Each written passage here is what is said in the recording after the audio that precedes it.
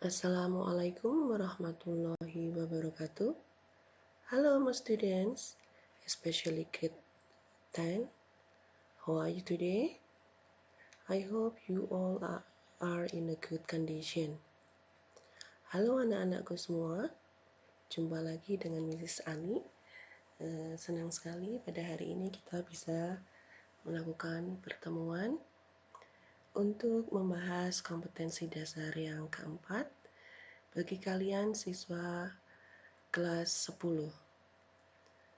Kompetensi dasar yang akan kita bahas kali ini adalah kompetensi dasar 3.4 dan 4.4, yaitu mengenai descriptive text. Okay, students, are you ready to join my class? Would you like to prepare your book, your pen, and let's start to learn.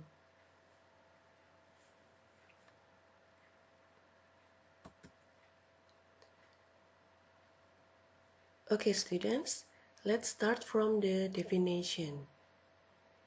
Do you know what is descriptive text? Descriptive text is a text of which contains explanations and descriptions of an object from its shape, function, and characteristics. Jadi yang dinamakan teks deskripsi adalah teks yang mengandung penjelasan dan penggambaran mengenai sebuah objek yang digambarkan melalui bentuknya, fungsinya, dan ciri-cirinya. The object can be varied. It can be a person, an animal, a place, or a thing. Sedangkan objek itu sendiri bisa bervariasi, ya, bisa tentang orang, hewan, tempat, maupun benda. Okay, next. What is the purpose or necessary function of descriptive text? Ya, yang pertama, tujuan dari teks deskripsi adalah to describe person, thing, or place in specific. Untuk menggambarkan orang, benda, atau tempat secara spesifik, secara rinci, secara khusus. Or in other words, to describe a particular person, thing, or place. Untuk menggambarkan ya, seorang tertentu, atau benda tertentu, atau tempat tertentu. Jadi yang digambarkan itu adalah spesifik, ya, baik orangnya, bendanya, maupun tempat.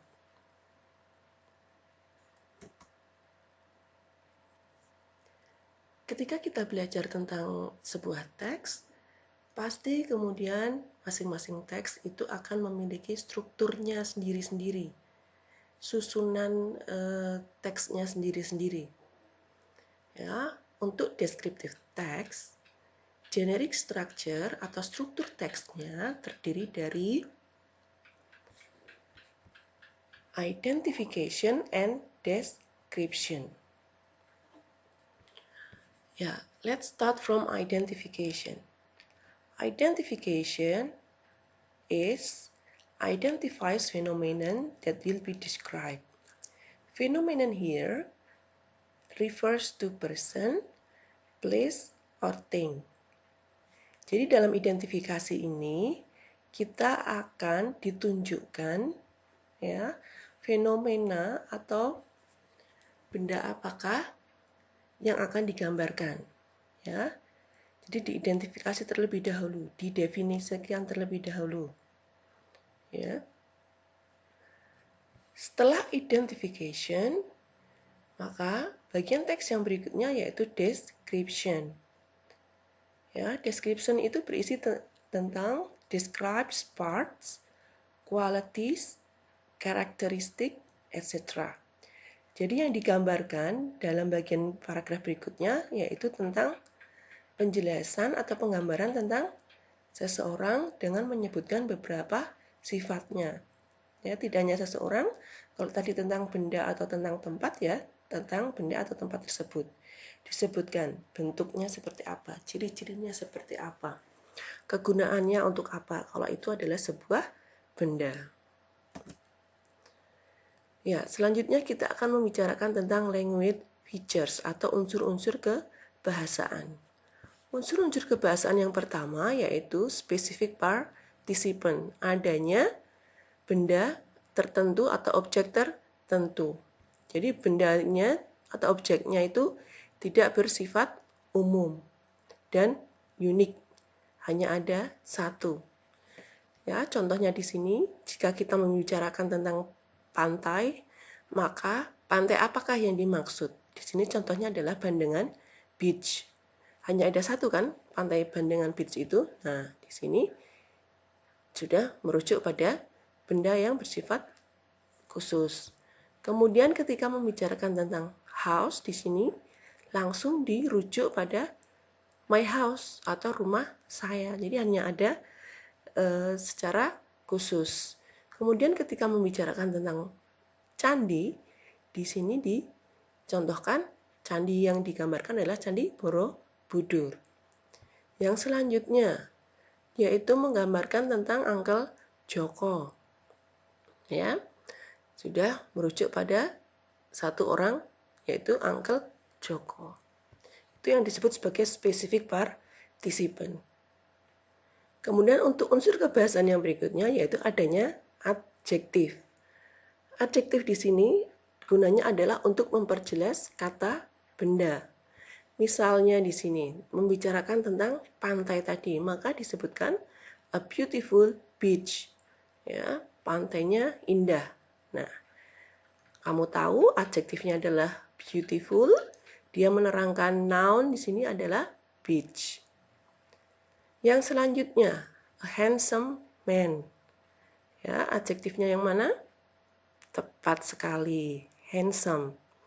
Handsome di sini memperjelas noun, yaitu laki-laki yang tampan. Yang berikutnya, the famous place in Jepara. Ya, the famous place. Adjektifnya adalah yang famous, menerangkan place atau noun di sini. Baik, bagaimana dengan tensesnya? Tenses yang digunakan dalam teks deskripsi adalah simple present tense. Mengapa? Karena yang diceritakan atau yang digambarkan adalah fakta ya, yang sudah diakui oleh semua orang keberadaannya, ya, maka digunakan simple present tense. Untuk unsur kebahasaan yang berikutnya yaitu kata kerja yang menunjukkan sebuah kegiatan atau yang disebut sebagai action verbs. Contohnya ada run, sleep, walk, cut, ya, ada berlari, ada tidur, ada berjalan, dan ada memotong.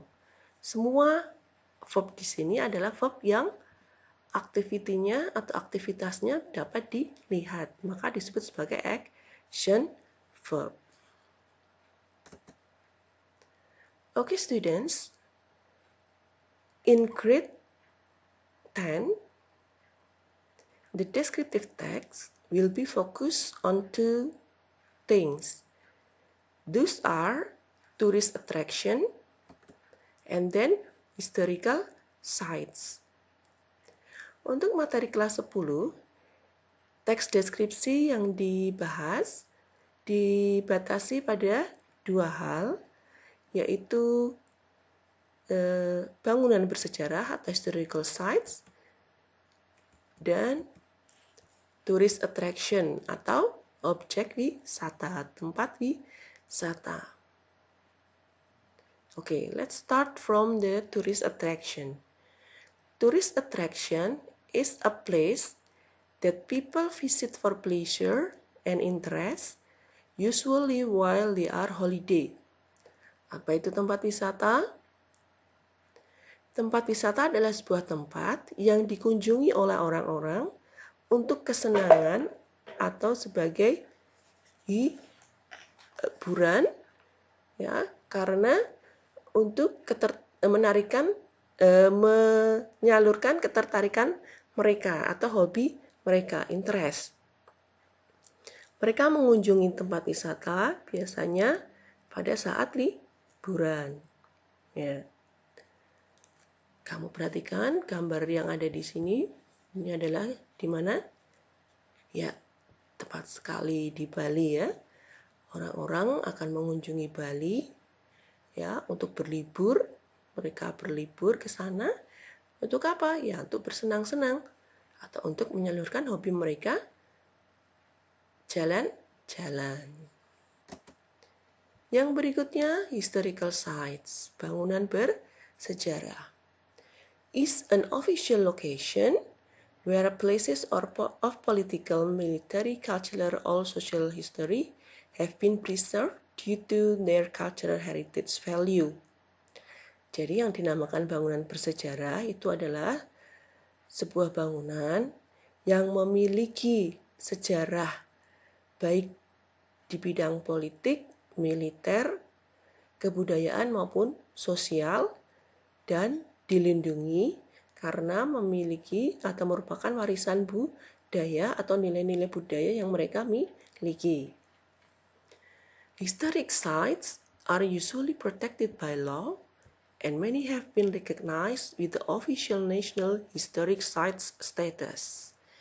Yang namanya bangunan bersejarah itu biasanya dilindungi secara hukum, ya, dan merupakan cagar budaya. Ya, contohnya di sini adalah Museum Ulen Sentalu. Letaknya di mana? Ya, bangga sekali kita sebagai warga Jogja memiliki sebuah museum yang sangat menarik, ya, yang letaknya ada di sekitar Kaliurang sana, ya, Ulen Sentalu. Okay, students, now let me give you an example of descriptive text. Ya, kamu perhatikan gambar di sini, ilustrasinya adalah Indrayanti Beach. Ya, Indrayanti Beach. Jadi, di sini kita akan membahas tentang Pantai Indrayanti. Perhatikan bagian pertama dari struktur teksnya adalah identification. Kita perhatikan bagian identification. Indrayanti Beach is one of the tourism object in Gunung Kidul. Indrayanti Beach is located very close to Krakal, Trini, and Sunda. Jadi Pantai Indrayanti adalah merupakan salah satu objek wisata yang ada di Gunung Kidul. Terletak atau letaknya, lokasinya sangat dekat dengan Pantai Krakal, Trini, dan Sunda. Jadi dari paragraf pertama ini kita mendapatkan gambaran bahwa dalam bagian teks yang selanjutnya nanti kita akan mendapatkan gambaran tentang Pantai Indrayanti. Di bagian identification ini kita juga diberikan informasi bahwa Pantai Indrayanti itu terletak di Gunung Kidul dan sangat dekat dengan Pantai Krakal, Trini, dan Sunda. Itu bagian identification-nya. Oke, next.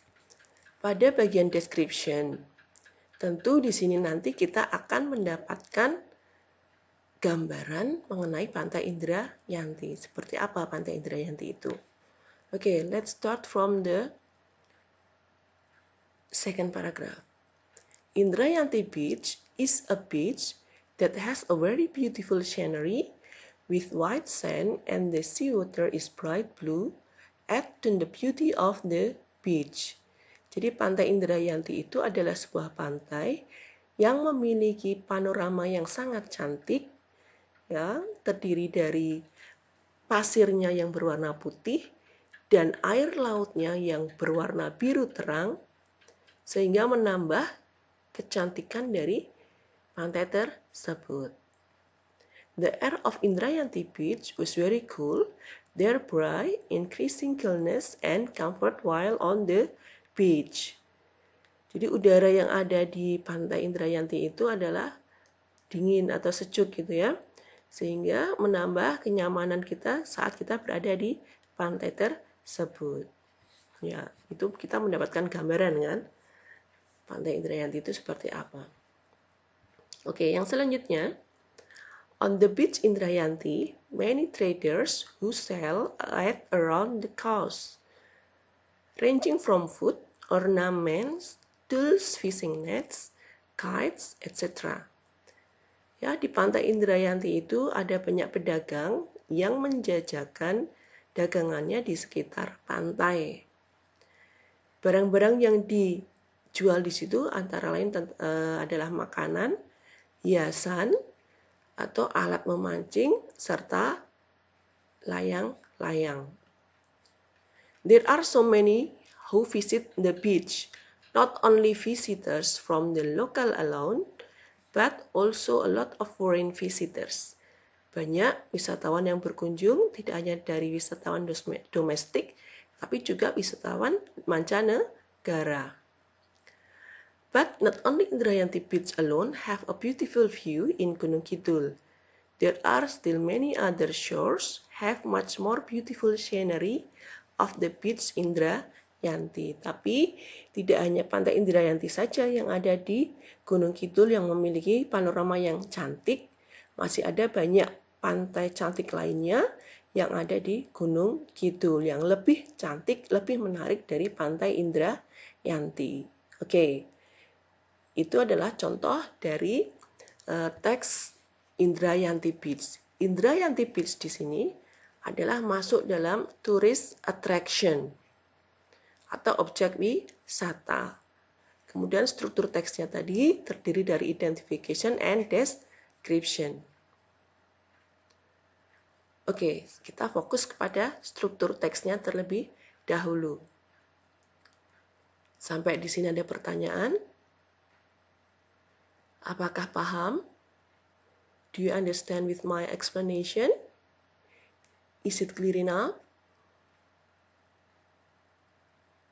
Oke, jika tidak ada pertanyaan, maka kita lanjut pada aktivitas yang berikutnya. Oke, contoh yang berikutnya adalah Istiqlal Mosque. Oke, anak-anakku sekalian, coba kalian perhatikan teks ini. Sebagai latihan, coba kalian identifikasi struktur teks dari Istiqlal Mosque di sini, yang mana yang merupakan identification dan mana yang merupakan description. Coba kalian tulis di buku tulis kalian. Kalian kerjakan sebagai latihan. Ya, jadi perintahnya yang pertama adalah identifikasi dulu. Teks ini termasuk dalam tourist attraction atau historical sites. Kemudian yang berikutnya, identifikasilah struktur teksnya. Oke, sampai di sini paham? Ya, silahkan dikerjakan.